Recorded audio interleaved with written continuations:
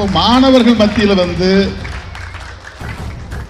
Team எப்போ வெற்றிகரமா அமையும்னா உங்களுக்குள்ள நல்ல அண்டர்ஸ்டாண்டிங் இருந்தாதான் அமையும்.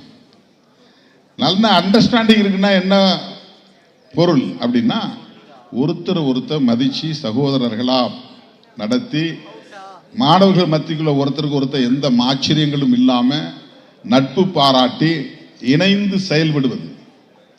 ஒரு கட்சிக்குள்ள வந்து அந்த மாதிரியான ஒரு ஃப்ரெட்டர்னிட்டி, சகோதரத்துவம் அப்படிங்கிறது இருந்தாதான் அது வெற்றிகரமா இயங்க முடியும். இப்போ ஒவ்வொருவருக்குள்ளேயும் அந்த உணர்வு இருக்கணும், அந்த ஆட்டிடியூடுங்கிறது டெவலப் ஆகணும், இந்த லீடர்ஷிப் குவாலிட்டி என்பது டெவலப் ஆகணும். இங்கே பேசிய ஆசிரியரும் ஒரு மாணவரும் சொன்னாங்க ஃபீட்பேக்ல, இதனால் இவன் முடிக்கும் என்றாய்ந்து அதனை அவன் கண் விடல். விடல்னா என்ன? டெலிகேஷன். இந்த வேலையை அவன் செய்யட்டும், இந்த வேலையை இவனால் செய்ய முடியும் என்று ஆராய்ந்து அதனை அவன் கையிடத்தில் ஒப்படைத்தல். அது டெசிஷன் மேக்கிங். லீடர்ஷிப்ல டெசிஷன் மேக்கிங் ரொம்ப முக்கியமானது. முடிவெடுக்க முடியாம அப்படி திணறிட்டு இருக்கக்கூடாது, தடுமாறிட்டு இருக்கக்கூடாது. காலம் ஓடிடும், காலம் நம்மளை பின்னுக்கு தள்ளிடும்.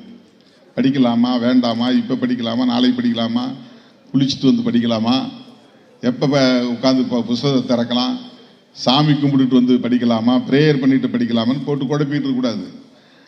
அது ஒரு டைம் ஃபிக்ஸ் பண்ணி டைம் டேபிள் போட்டு டெய்லி இந்த டைம்ல உட்காந்து படிக்கணும்.